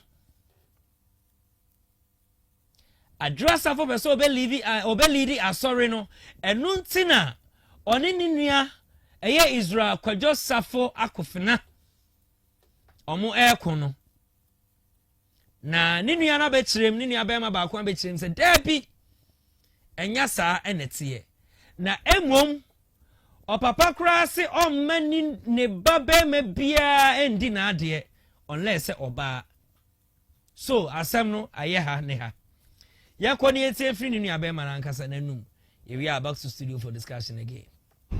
Honorable friend say okɔ no yakopon tumi so it your first kwadwo frɛ enuanom na yenhia wo ho ne eni omo nkasa sɛ sabio yes ye nya betwan our father's last testament iti ye papa betusu no ya nkasa ne ebeso ye nuanim de natena akonya ne so ne enya ye twa ye nua kro ne ho ahia ne ye twa picture say we die ye papa na ye den abodi din. That was the main agenda. Wachirima o papa obedi hu ya pa wonsema ekosui abra watwa nananom ewonse do ne ninyapade enema bia ekoso sabio ye wa chene de ye ba ye ne papa nya sika enti ye de ye beto de ye den it in even till now Mrs. Taye ne nampo edu ba bia papa ka so person ne o ma me ne nante me ne Mrs. Tatika mu ne ye ko ba bia o me ento bia ne pen you o ba me atokoko ane e beto ebru ye we on ohu me sen ane keleweli kokwa ya atoto ye nkoto kokwa ya atoto ana ye nto ebru ni apaki ye ka sikwa ho ya business fast ana we ye on yoma eti edu ba me ndada kodi nkoma na o se adua no uni bra me ne na bra mo dia sama beto de ede. So people will tell you, say, our sister wants to leave the church. It is automatically wrong. In our father's constitution, or send a baba mampo entimi nyeden enjina die. The situation that the girl is going through as we speak now is very bad. Like I said, when they said the nuclear, the doctors were advising, say, you said the nimunu ni yamana, or why you do bit the advice of the doctor say a bit near I can fly if I go foreign country, no go seek medication. When so yes, I would need to quite again. Medication said you need to do processes. They are making contact. They suggested to us 3 places. They suggested Dubai, they suggested Germany, and they suggested America. Honorable friend say okɔ no. Yakopon tumi. Okay, na chese ensemni nyina ana yakwa akotie ede aba no. Na chese no krebia enim se eye Sarah Adwoa Safo epese obeteki over eye Christo Asafo Church no ni nuano ana ameyatena one of their family members enso na ema ye hu se be bia ne condition ni wo no ani enyan pa eye is either say omo be fly na ko US for surgery and I say Dubai no makoye ni surgery eyi bullet na I think say as omoto ye na say spread here because keka yes na nim ene na tikone ne kon ho nyina no baby Sarah Adwoa Safo da no eni enyan na eden ti family ni se omu hia ye mpaibo na enye se Adwoa Safo epese okolidi eye Christo Asafo yetie nsema eye ni nua no eka ya na yese emuda ho pa eyie emuda ho na ensem no yebekọ so a edi akire de beba bia no ye de beba besom eye Hana TV ahwefo ewo BBS dwumadie no eso na yenkom ababa wa bia wadi eye 24 years or university or level 300 na sebi emu eya wakonum no bone chese waye drugs na ohye ne current situation and in the previous pictures bia ubesu na wase ne boyfriend ana edini rem it's why drug addict why addicted to the drugs ama wasa tombi ama she been a university student no kra no why to say be a school dropout on kompo biem na utie na no kasa na baba wa na kasa na wodi sun na je say emu eya yekọ na yenhwe video no emra we are back to studio for discussion. 3 years. 3 years. Nothing I know start here. At the Genesis. Yeah. Because of friends, my boyfriend. Yeah. Boyfriend. Boyfriend natural. Yeah. About saying our boyfriend Hey. 24. 24. Wow. Yeah. Who go school? University. What university? I'm level 300. Who level 300? Hey. Talk to me. And look at me, man. Very much. Out and tell me. I need help. Are you sure? Badly. So are you ready for the treatment? Because you cannot force anyone for the treatment unless the person gives up. So are you ready for the treatment? The details for you. You join the program. It's a program. It's a 90 days program. Are you ready? Are you sure? Very much. Okay. Are you ready to Mebuan.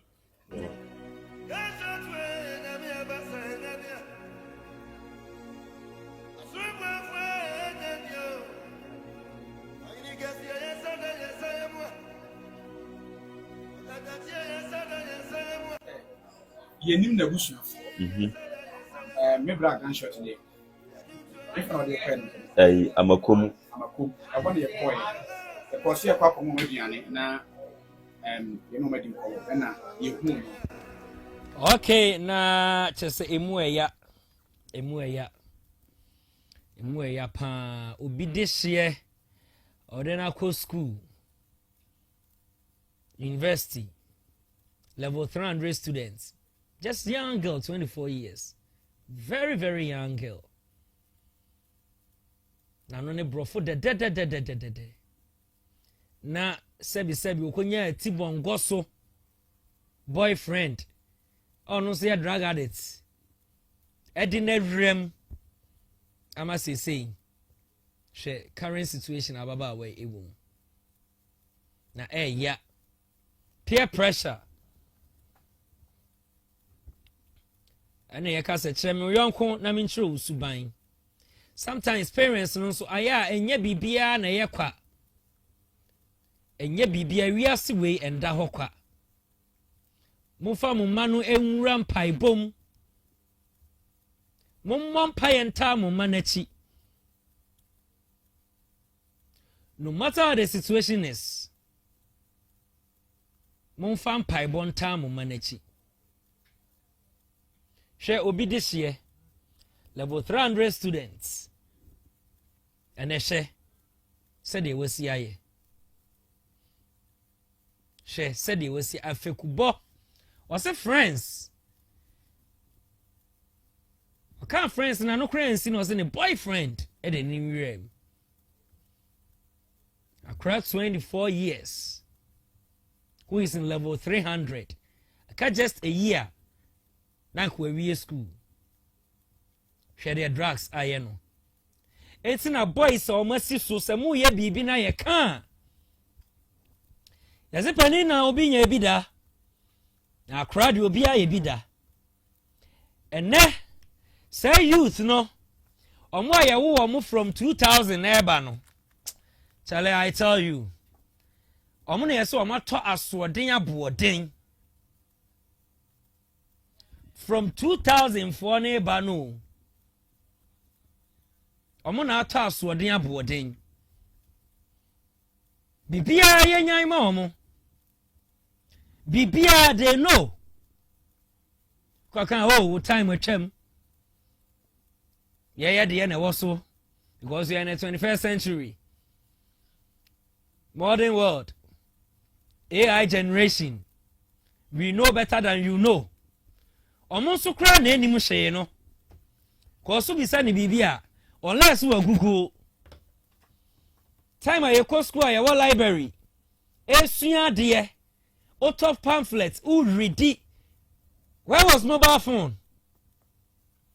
Oso kania oso bobo de si wo sua de na ntotomo jew o sansu osi wona ado na yesisim no waso bobo na enwusie ni wura hwenim na wusua de na aka wutirim ene hweye mofrey obi sana sem na se wangugu kra wonhu ene nye AI no omode na chese AI kra na teachers ni bi nso dey set questions it's better na nye AI na me bra man kra wo fie omode homework yi ba AI straight and the teachers and the set questions no no dey ba kra no aka se teacher ni nso the AI so on for AI me answer oba no oje on phone AI straight tin kra no be den ana nimdie ni nyansa no omanya ne mo across 24 years young lady shede na brabo because of drugs bia wo sha se o maami ana o papa kra kan yo but one fee bia ni teacher ni lecturer bi ana ni tie bi etu ni fo one fee the classmates and the course-mates etu ni fo but one fee and sebi nkwasi anyuma say aba omutieti it's all about sex and drugs nkwasi anyuma ene youth ni bi erto and it's all about sex and drugs and on this current generation and on omo pe kwasi anyum so and on omo pe and it will lead you to be addicted with drugs and it will lead you for you to be addicted in sex and on a youth no omo ba na no omo pe and no ano omo pe she level 300 students she their drugs ayo o boyfriend either say onini be obey any age mate and as be a guy in be nyina chine kakra bi because me be a guy no so kra o school mo obi I've heard so University of Ghana Legon that is what I heard so mo ko fa ni from makom gunshots baby a obi yankopon shiraw e wo say adwuma die we a wa fa to ho so a wo ye no yankopon shiraw on shiraw pa Gunshot TV, Yankupon Shroud.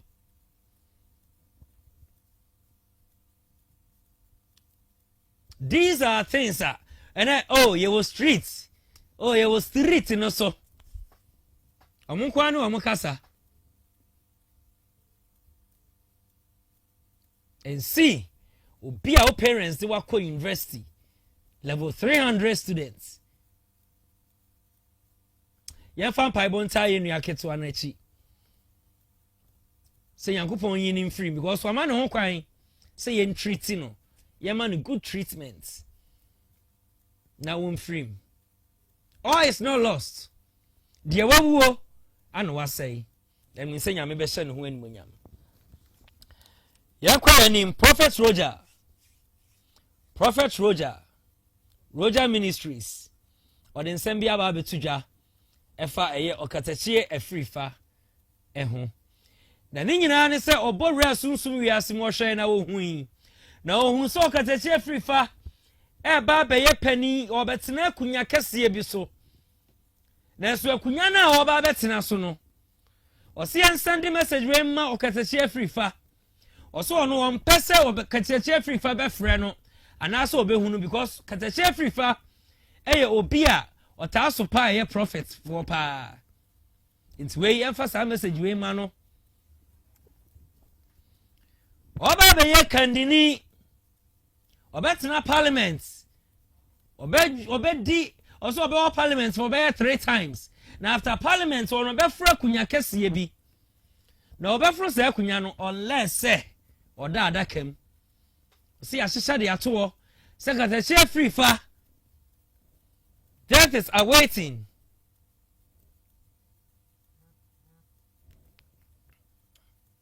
na yekwani entie secretary free fa yekwani entie Prophet Roger so hwe no hunu hu secretary free fa oda funu adakamu yenko na yentie nemra ewi ebeto aso infa prophecy bi infa wo fidie we so right Emma one kase unua ba ko ye media mon record video we emfanto ho man eno kase ya na mete mon record emfanto man because 2028 ni picture ebeba ballot papers obeba be pre MP na okon na eda na nimu no ono ne ye David ano ni Goliath ekọ akọkọ aye katachi afri fa asem na America menim se katachi afri fa nya obi aka asem a wagidie na no de opa won tenase na on fa nyansa asem tutu nyamesem we ameba be kan ho efuna da kasi wo man straight tie ni ye me na America me di prophet Roger katachi afri fa be yiniti wo Ghana ha aba be pre MP akunwa wo bro no ne mpotamu a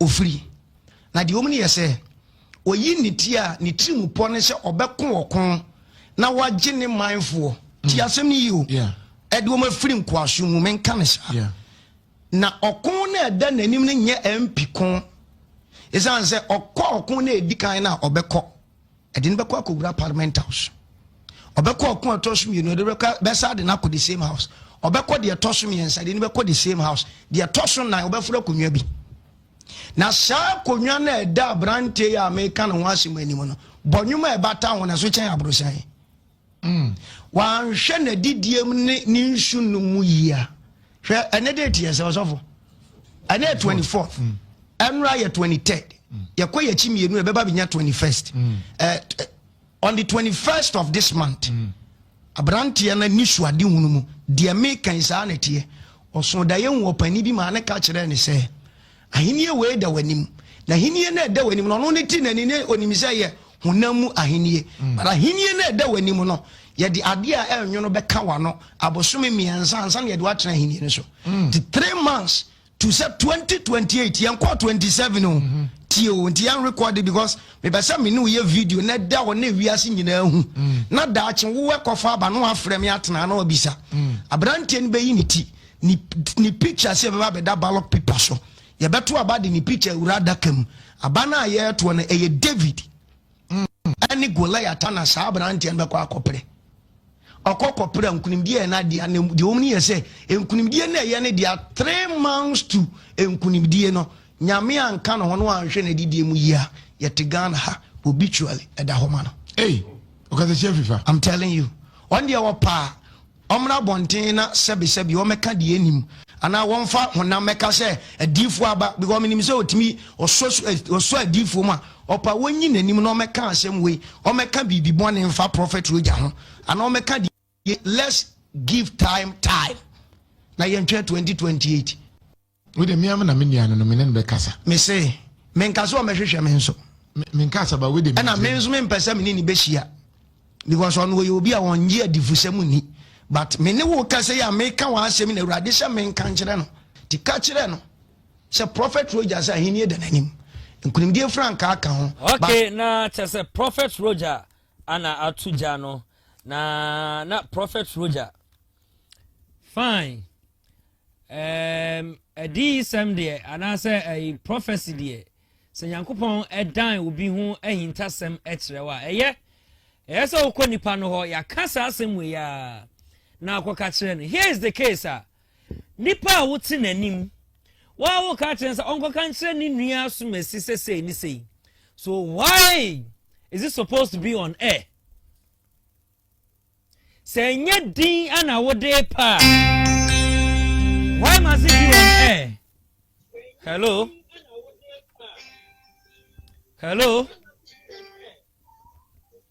good evening hello good evening my boss beba chodini baby are free Rabbi Bacho edini ya honorable Alhassan Boga chufu nya mekro de skronje ba ko pe okay asuden kan le binka wa hwe fusu nyina le binka honorable efim wata chufu himalwa de ja the income chairman papa bi na mchi Frank Roba MPP kan chairman ha chufu atimu kwa abako no for Christy chufu atimu kwa NDC mu organizer papa bi ono so show life se mechi an why na mchi amini aba frishia men NDC dative man organizer that chain go tiankra ya body samnani obi abedi di peche na mi mo bo eni yo hwe rapen masam ga credit kan eye akwala na school ni akwala na wanum se inson se e priest bi no wanu no mo ɛyɛ abɔ nadam koraa no bra ne ameka fa ho ne sɛ hwɛ awofo yɛma yɛn pa ɛbɔ mu nyɛ den ma yɛn ba no mu yɛn kwala no mo school no ho bra ɛyɛ mpa ɛbɔ ono bɛti fie kama sɛ nyame anka ho akwara no bɛkɔ school wɔbɛbɛ fie no bra na ne love nyinaa sɛi ne love ayɛ basaa wodwen ho a wo tiase nneɛma bɔne a ɛnsɛ mfata ɛwɔ abusua bi mu no na akwara no akɔfa bɛwura abusua no mu ebi na yɛte ho a yɛhwɛ yi o nti wɔyɛ de akwara no abusua mfi mu deɛ ɔmɔbɔ mmɔden na ɔmokotodwe no na ɔmbɔ mpae ma akwara no paa nyɛ saa bra baabi a wɔadu no ɛbɛyɛ den ɔsɔfo yɛ ɔka sɛ ɔsisi bra ka kyerɛ sɛ meme sɛ ɔma yɛndwe yɛ ho ɔma yɛndwe yɛ ho na yɛaborɔ no mu o bra yɛaborɔ no mu ɛne saa ɛsɛm keka no awode abere ne abere bia no ɔmo keka sɛ pɛpɛ bia mfa nnipa ho sɛ yaa ne yɛhu ɔno mu nyame yi hwee fa nkyerɛ no why na yɛndwe yɛ ho ne nyame nyɛ adwuma all right meda wase paa sɛ wafrɛ na wakyerɛ w'adwene nso bɛtumi abɔ rem 0544466694 ofra yɛbɛgye wo so sɛdeɛ na ma no gu so American Prophet Roger wo kasa yɛ mu no wo se ɔnkɔ ka nkyerɛ ne nua eti wonim pefee sɛ ne nua no ana prophecy yɛ ba yɛ wan ka nkyerɛ no anyɛ no kokoam no waka no wɔ air sase yɛn san recording to na 2028 ayɛ nsɛm na hɔ na esia ada na asɔfo bibia ewuo si yankopɔn enyi bibia ɛyɛ yiedie ɛyɛ nkɔsoɔ ɛma obia hello good evening hello good evening yeah good evening me ba cho dini ba bia free Pacho, good evening. Good evening. Would you be a free? Pacho, me free tamale na. Pacho, me didn't hakim and free tamale. Oh, okay. It's a wadri, mommy.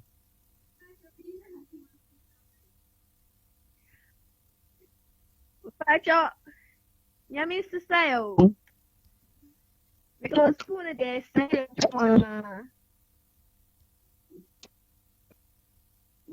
hello. Uzbet me abo rem no ahye wadwe 0544466694. It's a Prophet Roger. Enye fame biem ana wo pa ka ho miminim sunsum wiase. Aka wanya yikyire sei afa eye okatache free fa ho no. Ese Prophet Roger wonim nipa bebree.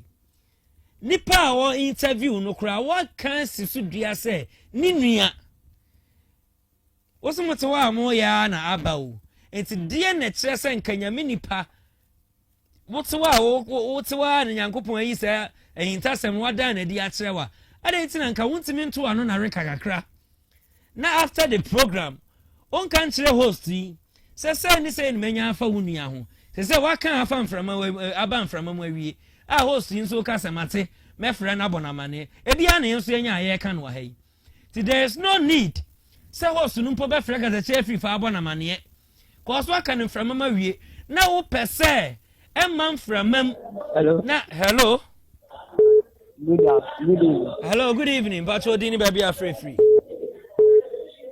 hello beto nka pa message se mentie wo entie wo free tv no so mpacho Merci.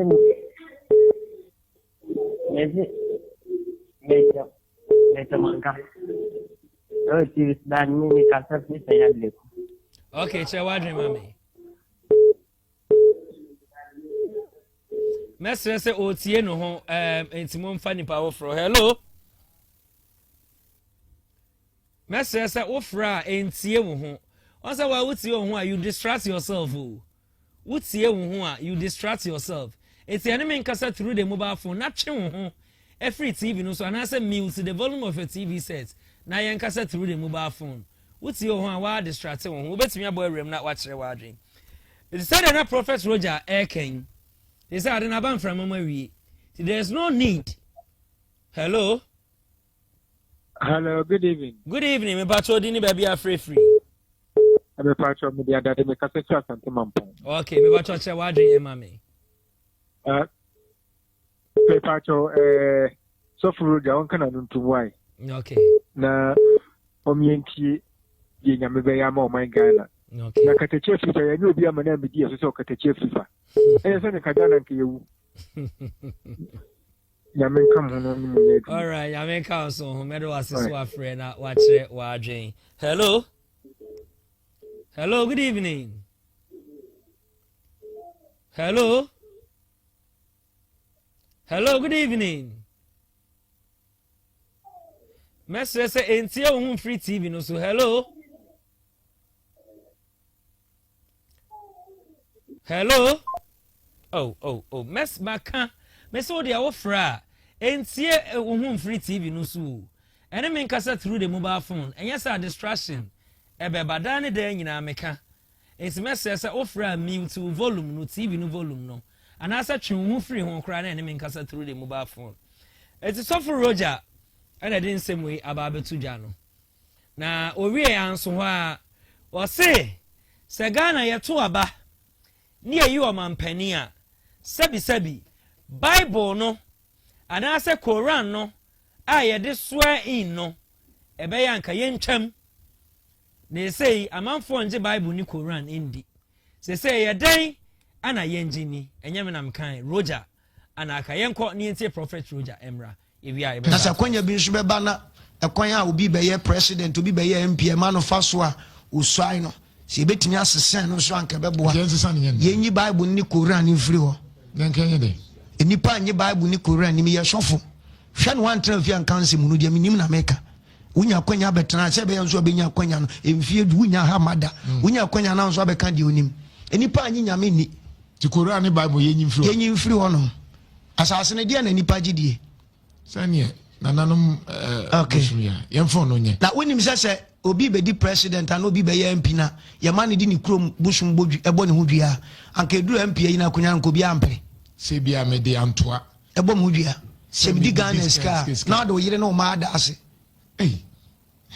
oh anka amwa wo de kasem no ebeboa se emre bi kra jeje kan ho asem nti wo so fo aso anya sha me fo aso me si anya ne sa uhu Ghana sen Ghana ye papa Ghana the next 20 years to come I am telling you say me say tema asase na woni nyina dan oil ye betu nipa what tema asase ni so nyina ba be wuram was pinters ebe ba ma through that crown ebeba ma airport kra ba bia ye international airport we crown ye be relocate every ho oil nko the next 20 years fango me say ma onim say ma can say they should start from last year and I'm saying they should start from last year no mo fa engineers mbra no mo start motors from tema omonko ene da ho no prophet Roger na akasa no Hello, good evening. Mesre entie ohun free TV no so hello. Good evening. Udini baby are free. Hello. Enti utie ohun aye ntimi ne won kasa mesre o. Why? Mesre sa ofra mentie ohun utie ohun bia ye ntimi ne won kasa basa na o distract me ani aye wo studio ha say no so. So betimi abo rem 0544466694. Ofra mute TV no and asa twun free TV no na ene yenkasa prophet Roger ana akasa no watuja ne nyina ede egu awie mo say usai as a president Quran and Bible yenyim free na fa ukrom nsuo ebo ohudua na fa umada ase si presenter no ebisa na se host ni bisa na se ogidi waso ono na eka and as a sofo Bible no ene kire Quran ene kire na wo kasa asem wei meaning say osinipa enje eti se nipa majority enje Bible ni Quran endia dian ana asasofo unya asa platform we and sembe na yesa wo kafa Bible no wo de wo ye Christ unya Muslimi o so de fa Quran no eto wo don't criticize the Quran but they can wo de can Bible no die ne ese wo twe ni paadwen esi so efa bible no eso na wo kwafa antoa ekofa kosua ne snap na wo wie kra senka omo soe in no with sa abosom na omo fa omo ma enda asese obi ene wo bedi Ghana ska eti wo prophet Roger wo ti wo no enti asori sika da bi o offering ne tight na eba no sabi ni nyina na ade ya asori na adwuma eti you as a sophon so akayesa wo kasa ade we no na so wo gina members nanim afa kosua ne snap efro okrom nso de abo hu bia e de wo ma asa adase se asori sika wo prophet Roger so do nsa bom edi 10% scra ensuo ni nyaw. Hello.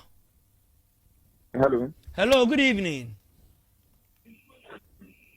Hello, good evening. Evening, yo. But so baby are free. Yeah, good evening. Let's say. Nyame adom. I hope so here. Me free tamale. Hello, yes, me free tamale.